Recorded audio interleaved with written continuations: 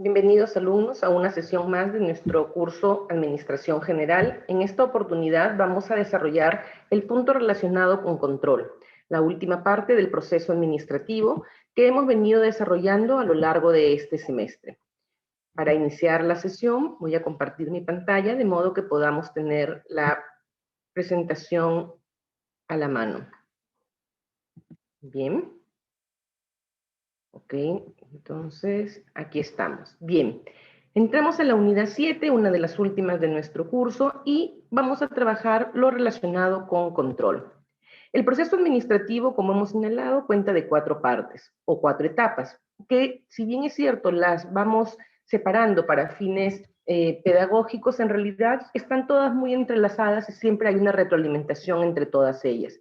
En primer lugar, recuerden que tenemos la etapa o la primera parte del proceso, que es la planeación, donde establecemos la misión, la visión, valores, metas, objetivos.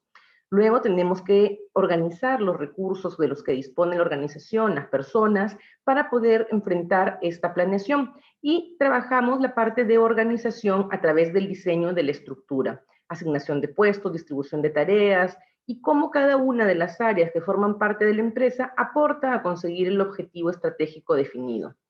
En tercer lugar, tenemos la dirección, que es cómo alineamos los objetivos y los intereses individuales de las personas para que quieran también como propio el objetivo que la empresa se ha trazado. Aquí hemos desarrollado lo relacionado con motivación, liderazgo y comunicación. Y por último, en esta etapa cuarta, vamos a desarrollar el proceso de control.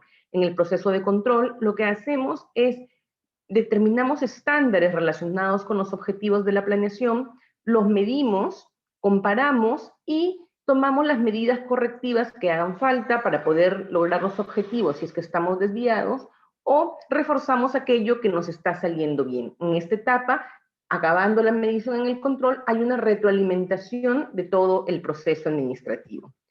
¿Qué es el control? El control es el proceso de monitoreo, comparación y corrección del desempeño para garantizar el cumplimiento de los objetivos de la organización, ¿de acuerdo? Entonces, en esta parte del proceso vamos a ir monitoreando cada uno de los indicadores que nos van a ayudar a saber cómo estamos respecto al cumplimiento del objetivo definido en la planeación. Después de monitorearlos, los vamos a comparar con el objetivo meta y, insisto, tomaremos las medidas correctivas que sean necesarias para poder reformular los planes de modo tal que podamos conseguir los objetivos trazados. El control tiene 4 elementos. En primer lugar, la determinación de los parámetros, es decir, cuáles son aquellos indicadores que voy a medir para saber cómo va la ejecución de mi plan.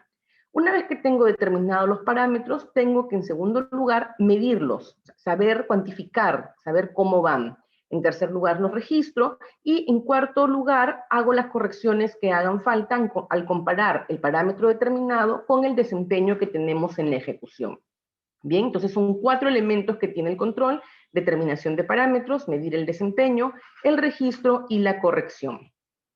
¿Cómo funcionan los elementos dentro del proceso de control? La determinación de parámetros. La determinación de parámetros está íntimamente ligado con el proceso de la planeación. Se establecen cuáles son los criterios de control a través de metas medibles o mensurables, ¿no? ¿Ok?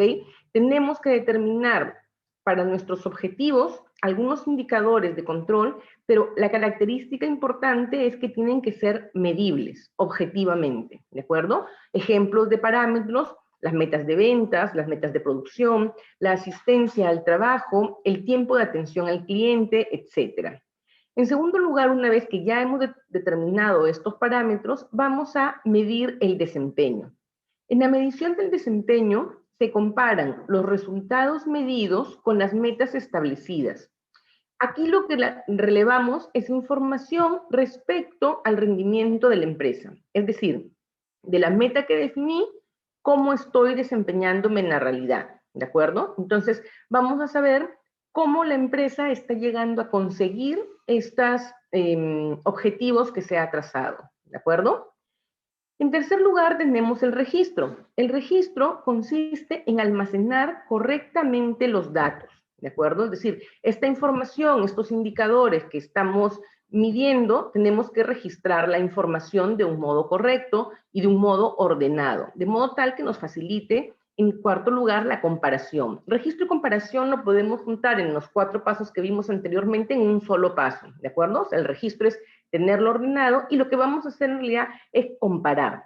Comparar los datos obtenidos del desempeño actual de la empresa con aquellos que hemos planificado, ¿de acuerdo? Entonces, aquí, en esta comparación entre lo que me tracé como meta y lo que estoy teniendo como resultado en la realidad, voy a llegar a definir si estamos o no alcanzando los objetivos propuestos, ¿de acuerdo? Y por último, una vez que he hecho esta comparación, tengo que entrar a la última etapa, que es la corrección. Este paso es el más crítico del control, ¿de acuerdo? En este paso, lo que voy a hacer es, luego al comparar, voy a identificar aquellas actividades en las cuales estoy cumpliendo la meta y aquellas en las que no estoy cumpliendo la meta que me establecí en el proceso de planeación, ¿de acuerdo? Entonces, en estos indicadores que no estoy cumpliendo la meta definida, debo establecer medidas correctivas, es decir, vuelvo a revisar el plan, retroalimento el plan y redefino algunas de las tareas o algunos de los objetivos, ¿no? Ejemplos de medidas correctivas de estas diferencias o de estos gaps identificados son la reasignación de tareas, asignación de personal adicional, acciones de capacitación, acciones también de estrategia comercial, de ventas, para poder llegar a aquello que me he trazado como meta, ¿de acuerdo? Entonces, en esta última etapa, que es la más importante del proceso de control, definimos medidas correctivas que retroalimentan el plan y volvemos a iniciar todo el proceso administrativo. Bien. Ahora la pregunta que salta es, ¿quién efectúa el control? El control es función de todos los administradores, todos los que tenemos algún grado de responsabilidad dentro de la empresa, desde el presidente de una compañía hasta los supervisores. Los administradores tienen la responsabilidad de ejecutar planes, por tanto, también de controlar. Toda aquella persona dentro de la empresa que ejecuta planes está en la obligación de controlar y por tanto de medir. Recordemos que aquello que no se mide no se controla y lo que no se controla no se puede gestionar. La gestión no se basa en percepciones, la gestión no se basa en a mí me parece que voy bien, a mí me parece que voy mal, sino en datos objetivos que nos permitan visualizar qué tan lejos o cerca estamos de nuestro objetivo y tomar las medidas necesarias para poder corregir. ¿Bien? ¿Por qué es importante el proceso de control? El proceso de control es importante porque es el último eslabón de la cadena funcional del proceso administrativo, ¿de acuerdo? O sea, dentro de nuestro proceso que hemos definido en 4 etapas y que hemos mencionado al inicio de la sesión, esta es la última etapa de este proceso administrativo, ¿bien? Entonces, en primer lugar, el control es importante porque tiene una relación clarísima con la planificación.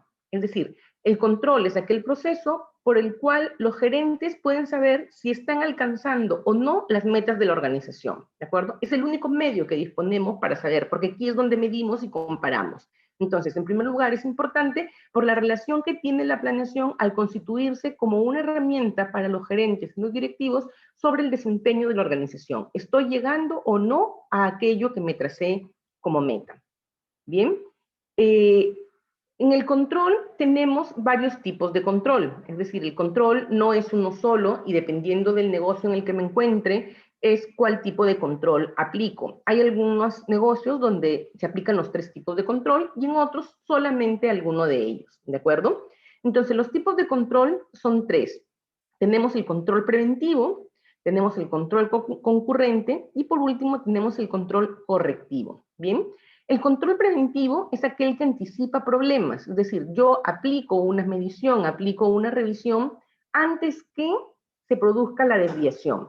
Normalmente el control preventivo se aplica en los procesos productivos sobre la calidad de los insumos, ¿de acuerdo? Es decir, antes de comenzar a fabricar mi producto, hago una muestra y reviso que los insumos que van a formar parte de mi producto terminado tengan la calidad adecuada para garantizar un producto final que tenga el estándar que he definido, ¿de acuerdo? Entonces, este es el control preventivo, anticipa problemas y se aplica al inicio del proceso productivo o del objetivo, ¿bien? Normalmente el control preventivo se aplica sobre insumos, ¿bien?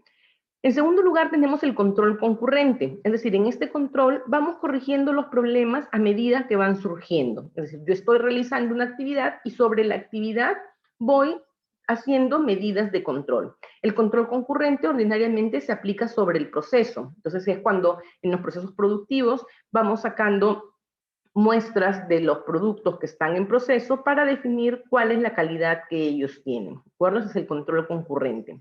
Y por último, tenemos el control correctivo, que en este caso corrige los problemas después de que ocurren. Es decir, en el control correctivo, lo que hacemos es, una vez que ya hemos terminado de cumplir todo el proceso, hacemos una medición para saber si estamos o no cumpliendo con lo establecido.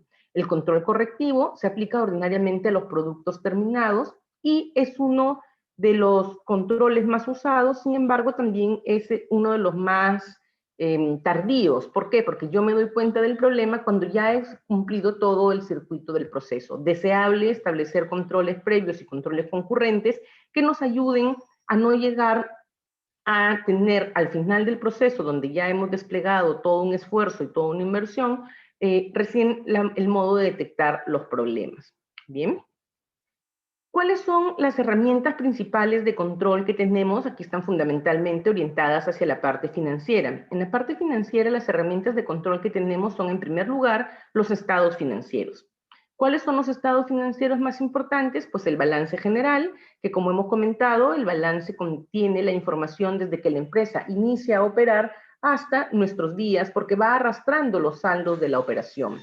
Otra herramienta de control importante es el estado de resultados. En el estado de resultados, que también es conocido como el estado de ganancias y pérdidas, pues recogemos la información del desempeño de la empresa en un periodo determinado, ordinariamente el periodo fiscal, que es un año. Y aquí recogemos ingresos, gastos y conocemos cuál es la utilidad del negocio. Otra herramienta de control es el flujo de caja, es decir, cómo se van a comportar el efectivo y los, que ingresa a la organización y los gastos que tenemos que enfrentar para saber si el dinero con el que contamos será suficiente o vamos a tener alguna necesidad de un dinero adicional. Otra herramienta de control muy importante es el presupuesto, ¿no? El presupuesto que, como hemos comentado, no es más que el reflejo cuantitativo de los planes. En este presupuesto vamos a definir las variaciones de los precios y costos que habíamos definido en la parte de la planeación versus lo que estamos obteniendo en la realidad, ¿de acuerdo? Después también tenemos, en tercer lugar, como herramienta de control en la parte financiera, las auditorías que pueden ser desarrolladas de modo externo por empresas terceras o de modo interno por el equipo de control interno de la empresa. Las auditorías que tradicionalmente se han enfocado en los temas financieros y en los estados financieros, auditorías de tipo contable, hoy por hoy han ampliado su ámbito de aplicación y se tienen auditorías en muchos otros frentes. Tenemos auditorías sobre los sistemas de información, hay auditorías en temas laborales sobre la normativa relacionada con seguridad y salud en el trabajo, hay auditorías sobre el tema del cumplimiento de las normas de compliance relacionadas con los temas de los delitos de cohecho, lavado de activos, financiamiento del terrorismo, etcétera. Hay auditorías sobre la calidad de los insumos que compra el área de logística y hay un sinnúmero de auditorías porque hoy el área de auditoría ha ampliado su campo mucho más allá de solamente el tema financiero. Y por último, otra herramienta de control importante es la evaluación del desempeño, ¿de acuerdo? La evaluación del desempeño que lo que trata es de medir cómo se está dando el rendimiento de cada uno de los trabajadores en su puesto de trabajo respecto a las metas que la organización les ha trazado. Así como hay estas herramientas de control sobre los estados financieros y sobre el personal, también, por ejemplo, las acciones de control de calidad son parte de las herramientas que tenemos también en la parte de la producción, ¿de acuerdo?